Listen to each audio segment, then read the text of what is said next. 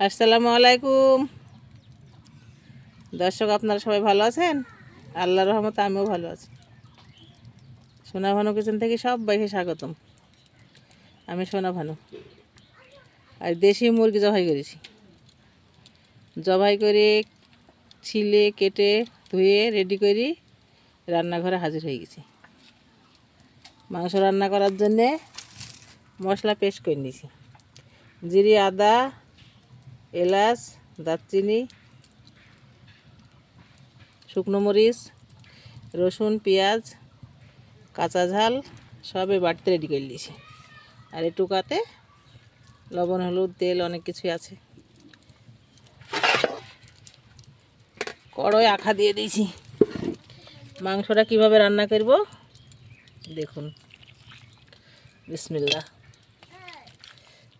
সব কিছুই আছে মুরগির, ঠ্যাং, মাথা, মাংস, চামড়া সব আছে, একসঙ্গে করে রান্না হবে।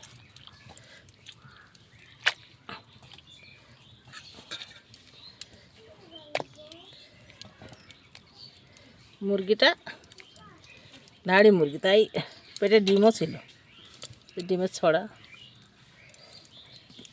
এই যে মশলাগুলা সব ঢেলে দেব।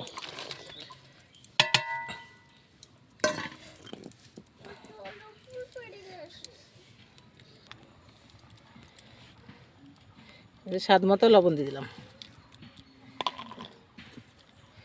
আর কালারের জন্যে হলুদের গুঁড়ো।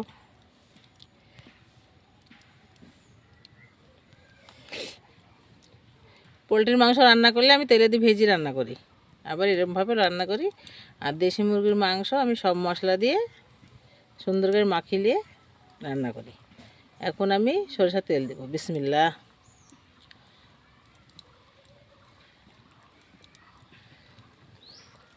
সরিষার তেল দিয়ে দিলাম। সুন্দরভাবে এরকম করেই লাড়াচাড়া করে নেব।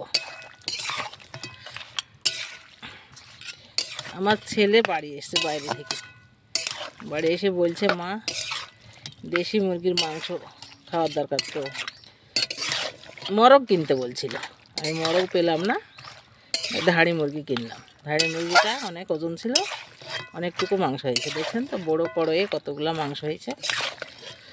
ছেলে বলি কথা, মার কাছে যদি কিছু দাবি করে, না খাওয়াতে পারলে মনে খুব কষ্ট হয় না, তাই আমি মুরগিটার ব্যবস্থা করেছি। এবার আমি একটু পানি দিয়ে দেবো। বিসমিল্লাহ। দেশি মুরগির মাংস একটু শক্ত হয়, তাই একটু বেশি পানি দিলাম। পানিটা সুন্দরভাবে মারবো, মেরে কষিয়ে নেবো। কষিয়ে নিয়ে তারপরে আবার ঝোল দিয়ে দিব। ঢাকা দিয়ে দিলাম।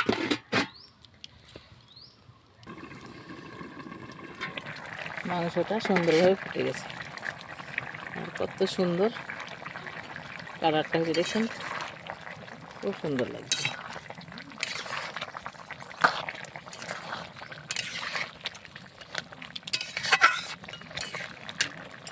ধনিয়ার পাতা তো মাংস দিই আমি, আবার টমেটোও দিই। একটু সমস্যা, আমার বোমা খাইতে চায় না, তাই আজ ধনিয়ার পাতা টমেটো কিছুই দেবো না।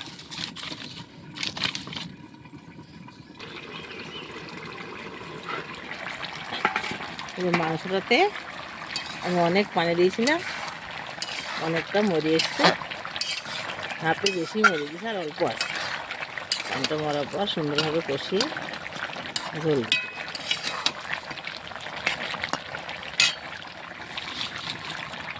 দেশি মুরগির মাংস চিমড়ি চিমড়ি কিনতো, পোলট্রির মতো নরম নাকি আজকে দিনা।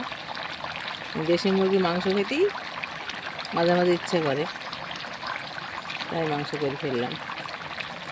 আর দেশি মুরগির মাংস বেশি টাকা দাম, অল্প হয় এটাই। আর পোলট্রি মুরগির মাংস তো কম দাম।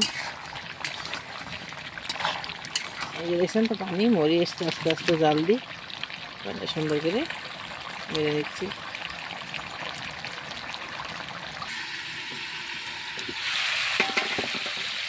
মাংসের পানিগুলো সব মরে গেছে, মাংস কষানো হয়ে গেছে। পানি মরে খালি মশলা, তেল সেইগুলো আছে একটু লাড়াচাড়া করে ঝোল দিয়ে দিব। দেখুন তো মাংস শুকনো হয়ে গেছে সুন্দরভাবে।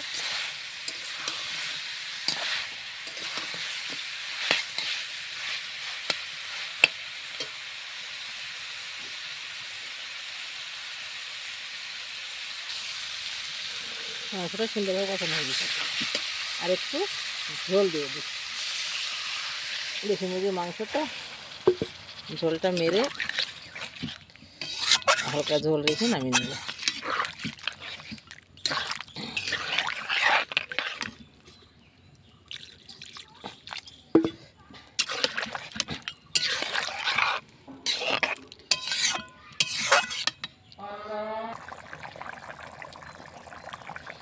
মাংসটা ঝোল দিলাম, সুন্দরভাবে ফুটছে।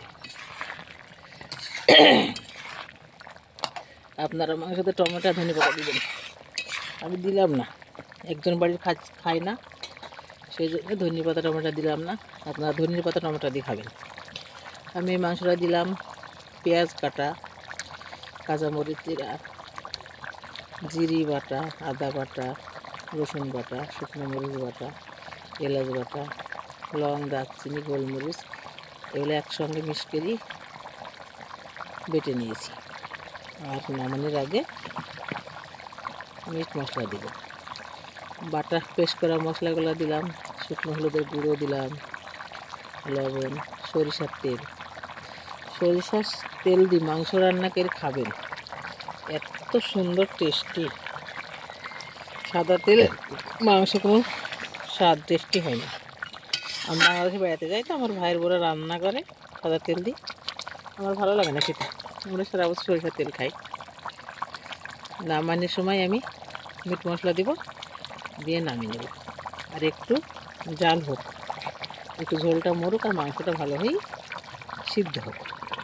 আবার ঢাকা দিয়ে দিলাম, মানে জাল জ্বলছে, কাঠ ধরে দিয়েছি, আস্তে আস্তে হোক। আমি ততক্ষণ জালটা দিই। মাংস ঝোল দিয়ে ঢাকা দিয়ে দিয়েছিলাম, মাংসটা আলাদা দেখছি, মাংসের পানিটা মরে সুন্দর হয়ে গেছে। আমি এখন একটু মিট মশলা দেব, মিট মশলার প্যাকেট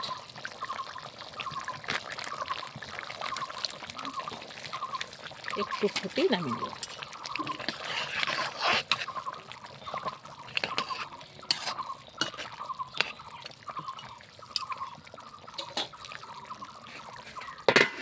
তারপর ঢাকা দিয়ে দিলাম।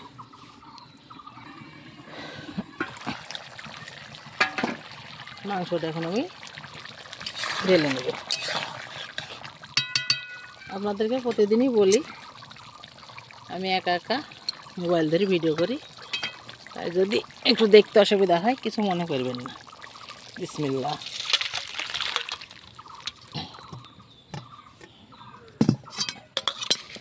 এই যে আমার মাংস রান্না হয়ে গেছে। আমি দেশি মুরগির মাংস রান্না করলাম, এক গামলা হলো, ভাড়ি মুরগি কিনেছিলাম। আপনারা ভিডিওটা পুরো দেখেন, লাইক কমেন্ট শেয়ার করেন, নতুন হলে আমার চ্যানেলটিকে সাবস্ক্রাইব করেন। আপনারা সবাই ভালো থাকেন, সুস্থ থাকেন, সুন্দর থাকেন। আবার দেখা হবে পরের ভিডিওতে। ফেসবুকে পেজ খোলা আছে, আপনারা ফলো করেন। সবাই সুস্থ থাকেন, সবাইকে দোয়া করে সবাই সুস্থ থাকেন। আল্লাহ সবাইকে সুস্থ রাখুক, আমাকেও সুস্থ রাখুক। আল্লাহ হাফেজ।